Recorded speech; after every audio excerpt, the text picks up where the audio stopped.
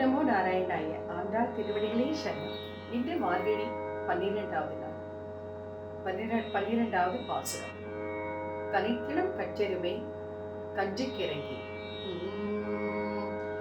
கனைத்திடம் கற்றேருமை கன்று கிறங்கி.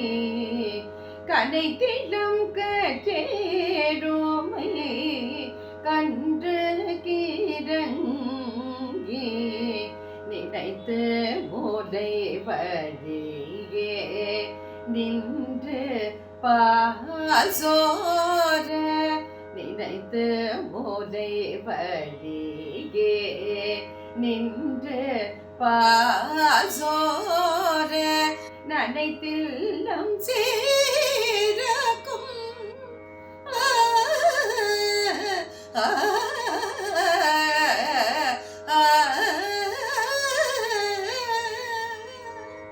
நனைத்தில்லம் சீரக்கும் நச்செல்வன் தங்காய்.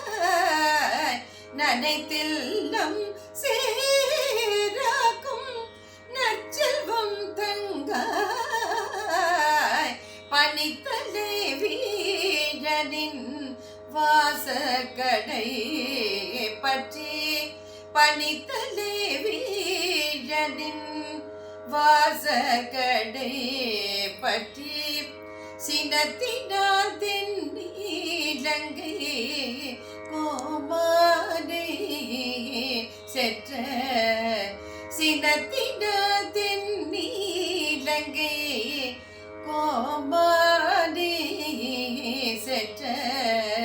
மனதே கிணியானே பாடவும் நீ வாய் திறவாய்.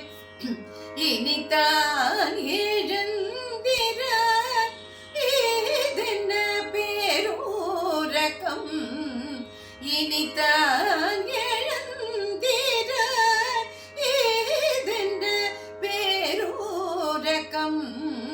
அனைத்தில்ல தாரும் அறிந்தேலோரம் பாபா.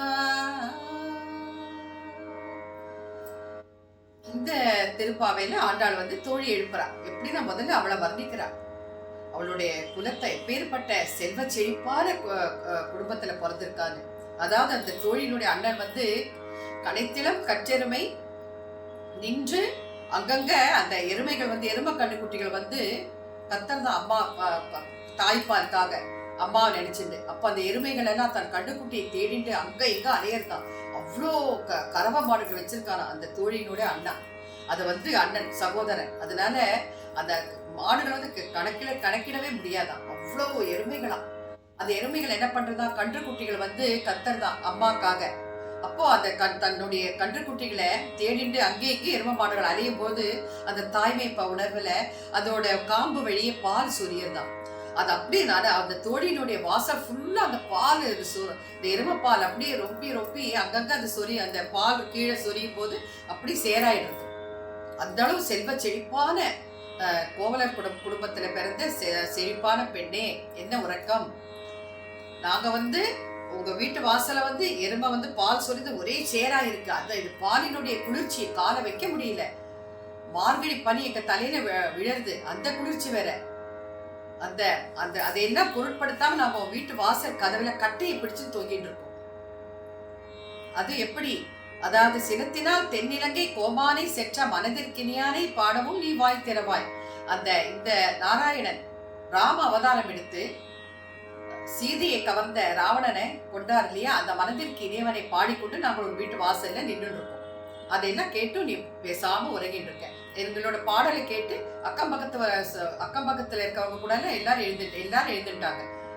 ஆனா நீ மட்டும் எழுந்திருக்காம படுத்துட்டு இருக்க. எழுந்துரு, எங்களோட சேர்ந்து அந்த மனதிற்கு இனிய அந்த நாராயணின் புகழை பாடு, வா சேர்ந்துக்கோ, அவனோட அருளை பெறலாம் தான் ஆண்டாள் எழுப்புறா. இந்த பாசுரத்துல என்ன சொல்றான்னா, ஆண்டாள் ராம அவதாரத்தை பத்தி சொல்றா.